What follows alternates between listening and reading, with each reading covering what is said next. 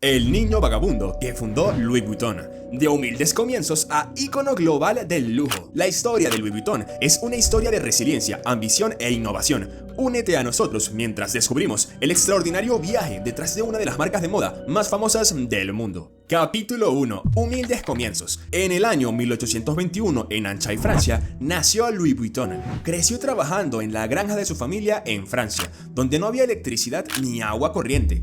Criado por su padre, Javier Vuitton, un granjero, y su madre Corinne, una sombrerera, Louis no recibió una educación primaria formal. Durante esta época, Francia estaba recuperándose de las guerras napoleónicas y muchos granjeros, incluida su familia, estaban en bancarrota. Louis no tuvo más opción que trabajar en la granja familiar desde el amanecer hasta el anochecer, cosechando cultivos, criando animales y cortando leña. En 1831, a la edad de 10 años, su vida se volvió aún más difícil. Su madre falleció y su padre se volvió a casar, pero con una mujer que lo trataba cruelmente, al igual que las madrastas de los cuentos de hadas. Para 1835, a la edad de 13 años, Louis decidió escapar a París, sin dinero ni comida. Durante su viaje, encontró trabajos ocasionales con artesanos que le enseñaron habilidades para trabajar con metales, piedras y otros materiales, habilidades que resultaron cruciales más adelante. A pesar de encontrar estos trabajos temporales, aún no podía permitirse un hogar propio y permaneció sin hogar, durmiendo en bosques con solo un abrigo para protegerse del frío. Le tomó 3 años llegar a la capital, ganando valiosa experiencia en los oficios que practicaba. Capítulo 2. Llegada a París. Durante este tiempo se inauguró la primera línea de ferrocarril a París, haciendo que viajar fuera más accesible y que la industria comenzara a expandirse. Los artesanos capitalizaron esto al fabricar cajas personalizadas para los aristócratas que necesitaban llevar sus pertenencias en largos viajes, al igual que empacar sus posesiones de una manera determinada. Louis Vuitton encontró trabajo a través de un exitoso fabricante de cajas y embalajes llamado Monsieur Marechal, quien lo contrató como aprendiz. Allí aprendió el arte de fabricar cajas y baúles a medida. A la edad de 16 años ya se había convertido en un maestro artesano, aprendiendo todo sobre la alta costura. Su habilidad lo hizo popular entre la clientela de Monsieur Marechal. De hecho, para 1853, la emperatriz Eugenie, esposa de Napoleón III, lo contrató como su fabricante de cajas personal, lo que marcó un avance significativo en su carrera, pasando de un humilde trabajo en la granja a atender a la realeza en Francia. En 1854, poco después de casarse a la edad de 33 años, Louis Vuitton decidió aventurarse por su cuenta, separándose de Monsieur Marechal. Durante ese tiempo, los baúles eran rectangulares y estaban hechos de cuero, con tapas abovedadas que impedían que el agua mojara el cuero, lo que dificultaba empaquetar los baúles. Louis comenzó a experimentar con diferentes materiales y descubrió que la lona era más ligera, duradera e impermeable, lo que permitía que los baúles tuvieran una tapa plana. Esto hizo posible apilar varios baúles, empacarlos de manera más eficiente y permitió que quienes viajaban empacaran sus pertenencias de manera más ordenada. Aunque los compuestos impermeabilizantes hacían que el color fuera gris, se veía más limpio y moderno. El nuevo diseño de Louis marcó el nacimiento del equipaje moderno. Incluso creó un catálogo de Louis Vuitton para que los clientes pudieran ver los productos disponibles y ordenarlos antes de enviarlos a casa. Después de ese diseño, Louis decidió implementar algo similar con los bolsos, que en ese momento no fueron bien recibidos. Comenzó a crearlos con el mismo material de lona, convirtiendo los baúles en accesorios elegantes y esenciales entre la élite. Su clientela se volvió internacional, recibiendo pedidos de miembros de la realeza de Egipto. El mayor sueño de Louis era establecer un taller de bolsos de cuero, ya que era un apasionado del diseño de estos artículos. Eventualmente, Louis era incapaz de manejar todo solo, así que buscó la ayuda de su hijo George. Las contribuciones de George lo ayudaron a mantener la prosperidad, destacando la invención de una cerradura revolucionaria para baúles que lo transformó en cofres del tesoro, previniendo robos y contribuyendo a sus diseños prácticos y modernos. En 1859, contrató a un equipo de 20 artesanos para ayudarlo a cumplir sus pedidos y abrió un nuevo taller en los alrededores de París. Justo cuando parecía que todo estaba mejorando, la tragedia golpeó nuevamente a Louis Vuitton. Capítulo 3. Empezar de nuevo.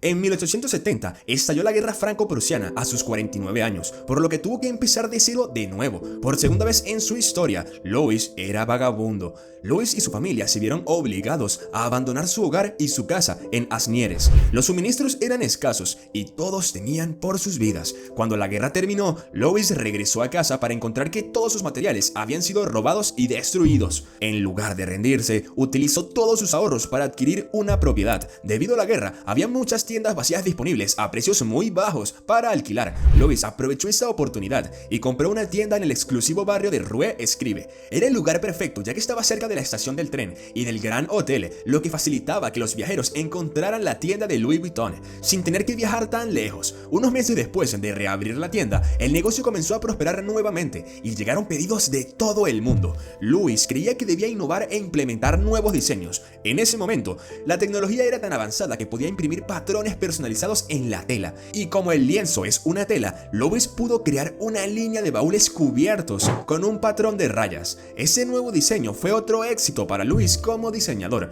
ya que le permitió destacarse y le demostró a los clientes que estaba al día. También hizo más difícil que los falsificadores copiaran los diseños de Louis. Durante los siguientes 20 años, continuó trabajando en su tienda en París hasta su muerte en 1892, a la edad de 70 años. Capítulo 4. George Vuitton forjando la identidad de Louis Vuitton.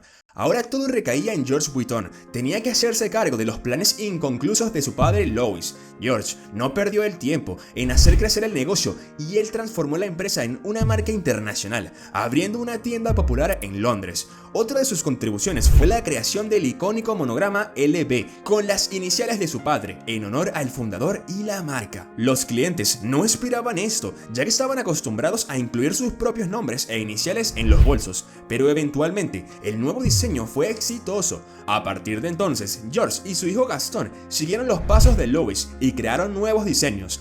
Entre sus diseños más destacados están el Kepal, un bolso para llevar vino y champán, y el bolso Alma, un rediseño de un pedido original de Coco Chanel en 1934. Para entonces, George había recorrido a Estados Unidos y había creado una red de distribución. Al igual que su padre, estaba destinado a llevar el negocio a nuevas alturas, pero desafortunadamente su historia se repitió. Falleció, dejando a Gaston solo para completar sus planes.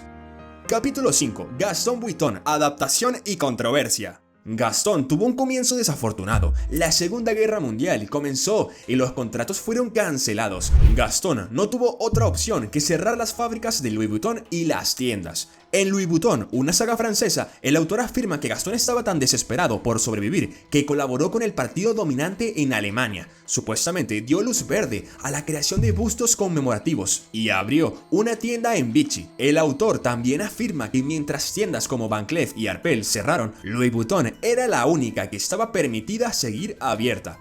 Un portavoz de Louis Vuitton luego comentó: "Esto es una historia antigua, somos diversos, tolerantes y todo lo que una compañía moderna debe ser".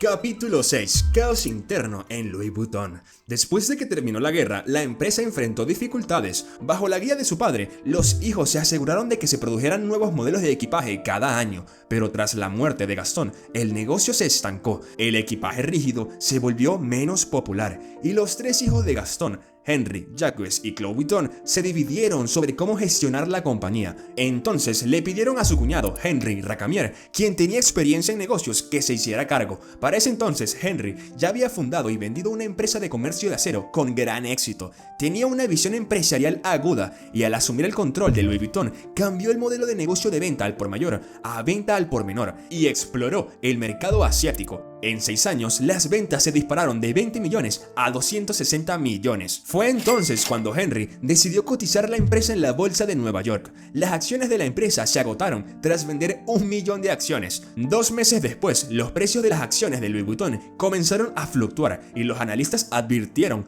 que las ventas podrían caer debido al aumento de productos falsificados. A pesar de esto, Henry decidió seguir adelante y abrió tiendas en todo el mundo. Años más tarde, en 1987, Henry demostró que los analistas estaban equivocados. Louis Vuitton fue un éxito, alcanzando los 1.000 millones en ventas y fusionándose con Moët Hennessy para formar el conglomerado de lujo LVMH. La fusión tenía como objetivo combinar recursos y evitar amenazas de adquisición externa. Aunque la fusión permitió a Louis Vuitton expandir sus inversiones, Henry y Alain Chevalier, presidente de Moët Hennessy, tuvieron una relación difícil. Con la intención de recuperar el control, Henry invitó al exitoso desarrollador inmobiliario Bernard Arnault a aliarse con él, lo cual Bernard aceptó. Henry luego se dio cuenta de que Bernard tenía sus propias ambiciones. Bernard adquirió en secreto el 43% de las acciones de Louis Vuitton con el apoyo de las familias Moët y Hennessy. Sintiendo la traición, Henry llevó a Bernard a los tribunales, exigiendo que redujera su control sobre Louis Vuitton. Los tribunales fallaron a favor de Bernard, lo que llevó a Henry a dejar Louis Vuitton por completo.